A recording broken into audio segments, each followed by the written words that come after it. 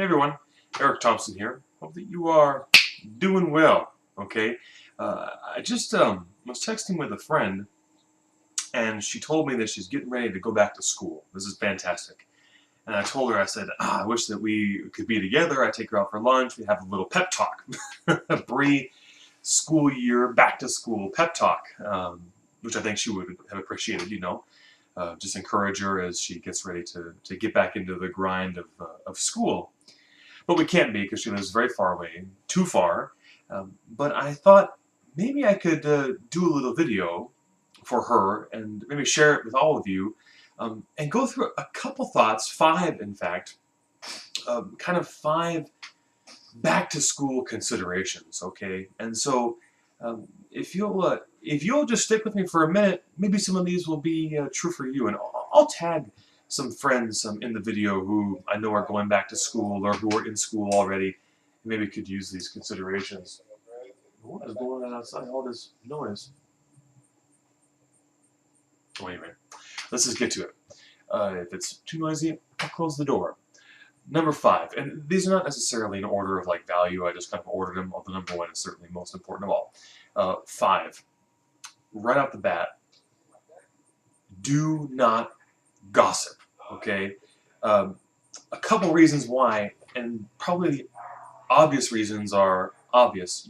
You just don't want to hurt people by talking about them behind their back. Now, this is not to be confused with like genuine conversation or moments of concern in which you're really asking like what's going on, but that gossip in which you're slandering a person, you're cutting them down, you're speaking poorly about them behind their back, which one makes them powerless because they can't defend themselves or speak up for themselves. And how would you like to be treated like that? Of course, but also because you take advantage of yourself in some ways. Like you're making a choice to take advantage of another person, and you're making a choice to put yourself above someone else. And are you better than anyone else? Not really. And so, gossip, it infects our lives in that way where we suddenly believe that we are better than someone else because of the information we know about them, because of the secrets we know, because of the inside scoop that we have. And that's just not true. Another consideration for why not to gossip, of course, is because school is sort of like boot camp for real life.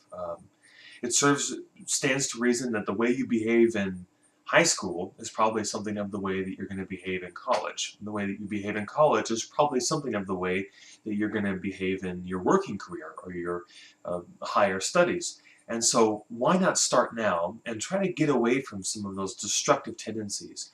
Working in a church like I do, I'm telling you, the issues with gossip it's amazing how much hurt there is in communities, small, tight-knit communities, and certainly small towns like this one, like Georgetown, with gossip, people talking about other people, and all of the hurt feelings, so many hurt feelings that result from that. And so I think that's an excellent place to start. Very difficult, but very important to avoid gossip during the school year. Next, number four, don't let your friends define you. Also, your relationships, especially romantic relationships. And I know of someone especially who over the course of the last school year often told me how sad she was because her friends did things without her, or she wasn't invited, or if she was, it was kind of through the back door, well, I guess you can come too, that kind of thing, where she didn't feel included. And I have certainly been there, and I'm pretty sure that everyone who is going to watch this video has also been there. You haven't felt included or welcomed by your friends. Now, of course, there's nothing wrong in feeling hurt about that. I don't know that there's anything more hurtful than being let down by a friend or being pushed away, being rejected, At the same time, we must be careful to not let our friends define us or the relationships we have with friends, because suddenly your value is based on how much stuff do I do with my friends? How often do they call me? How often do they text me? How often do they Snapchat me? Whatever it is. And you don't see your value as a person in yourself or through God or whatever it is. Friendships, are critical. It's such an important part of not only school but life. But caution must be taken to not put so much emphasis and value on them that if they don't go the way that you expect, the way that you envision them to go, the way you dream that they'll go, if they don't go that way, you can't be dragged down by that.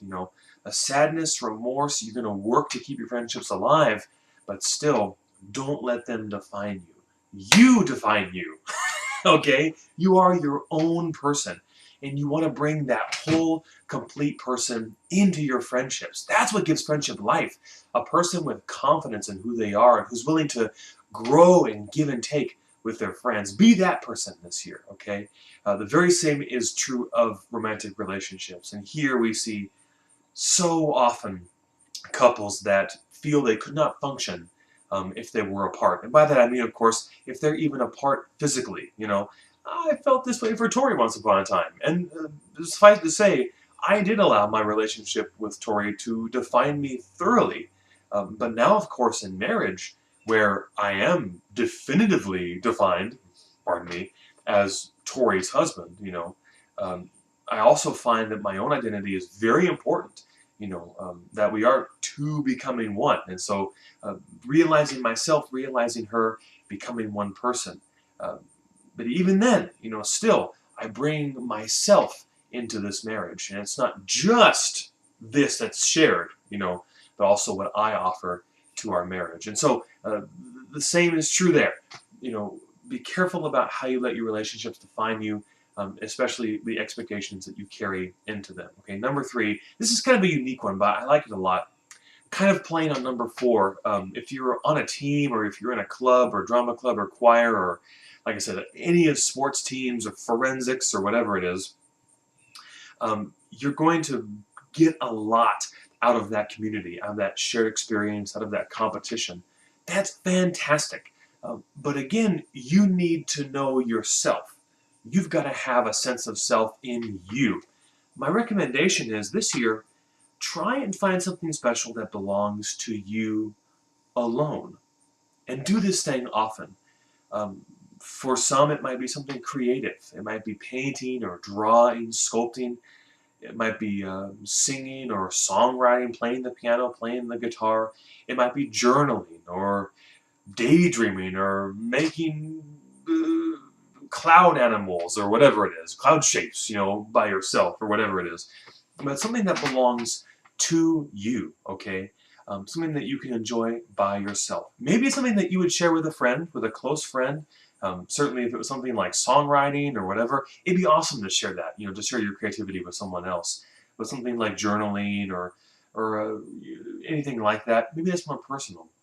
This is exceptionally important as we become so much more involved and so much more committed. As some of you know, I give music lessons, and I'm amazed how many things some of my students do. Like they're getting to my home after having played tennis for 2 hours, and as soon as they leave, they're going to drive a half an hour back to where they just were to play doubles matches, or they're going to Boy Scouts beforehand, and then after they're going to some church meeting or whatever it is. It's amazing.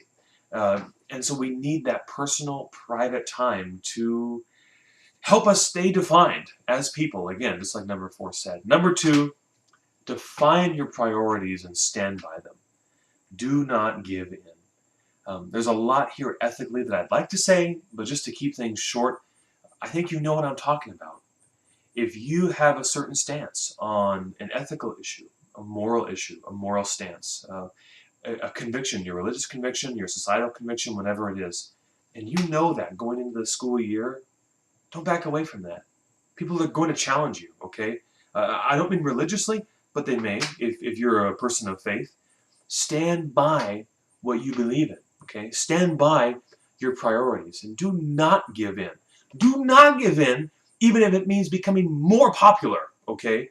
Because we all kind of want to be that person, all right? We want to be the most popular person. And then what if you could be the most popular person by saying a certain thing, even though you didn't believe it? It would not be worth it to be the most popular person with the most fame. You get the most texts and the most Facebook notifications. It would not be worth it to give up that priority for that status, okay?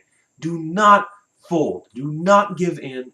Hold fast to your priorities. But I do definitely especially want to say, I feel like it's worthwhile If you have priorities with regard to relationships, and here I'm talking about your spiritual priorities, I'm definitely talking about your sexual priorities, these above all must be upheld, okay?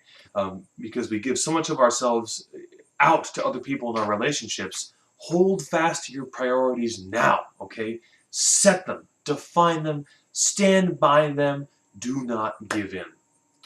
Number one, very much in that same vein, and really every day for every person, this should be our number one goal. Honor God in all that you say and do. Everything that you do, everything you say, every action you make, okay? Uh, every move you make, every step you take.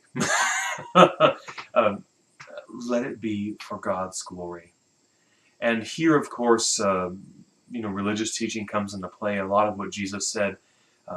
Maybe you've seen this image. I'm going to have Vegas put it up. Life instructions, okay? Pretty simple. Have fun. Do not hurt people. Do not gossip. Do not accept defeat. Do not give in to your priorities. Strive to be happy. And thanks for that. That's fantastic. But I would add, if I knew how to do it, I would add one more at the end. Honor God. If you're not a religious person, or if you don't feel convicted to any sort of religious maxim or a sort of ethical set of rules like that, a religious set of rules, just don't hurt people. Live for the best good that you possibly can. And at all costs, don't hurt people. If you're hurting someone, you're doing it wrong, okay? Jesus himself, the great moral teacher and savior that he was, came and said, he said, I've come to divide. Son and father will be against each other. A house of 5 will be split. 3 against 2, 2 against 3, okay? We know that with standing for God, with standing for Christ, standing for your priorities, there will be division, okay? Someone is going to get hurt if you stand by your convictions. But here again, of course, you realize that you have not hurt them, but they have become hurt in themselves because you will not give in to the things that they want you to do. Whatever it is, okay? Sometimes it's simple. You don't want to go to this dance. You don't care if you don't have a date, but all your friends want you to go, even though you don't have a date. You're pressured, and you say, no, I'm not going to go. I got more important things to do. I'm not going to go. They're hurt. They want to hurt you because you backed out of this thing that they want you to do. You choose not to be defined by them, okay? Maybe you'd like to go. Maybe there's a more important reason why you're not. This is one example of many. Of course, you'll excuse me for just picking an easy one. But they go on and on and on. Honor God. Seek to truly honor God in your relationships, in your friendships, in the relationships you share with other students, with your teachers, okay? And especially with your parents. And this is my final thought. It's not on the list, but it definitely has to do with honoring God. Your mission field, the place where you are called to evangelize, is precisely where you are. And for most of us, our first mission field is in the home, seeking to win over our family members for Christ. Even if you live in a Christian family and you go to church all the time and you do all these things, which is fantastic, but still we should be after each other's hearts for Jesus Christ. But for those of you who are students or who are about to go back to school, your first mission field is your second mission field, is your school, your classmates, your teachers. Be after them for Jesus Christ. Seek after them.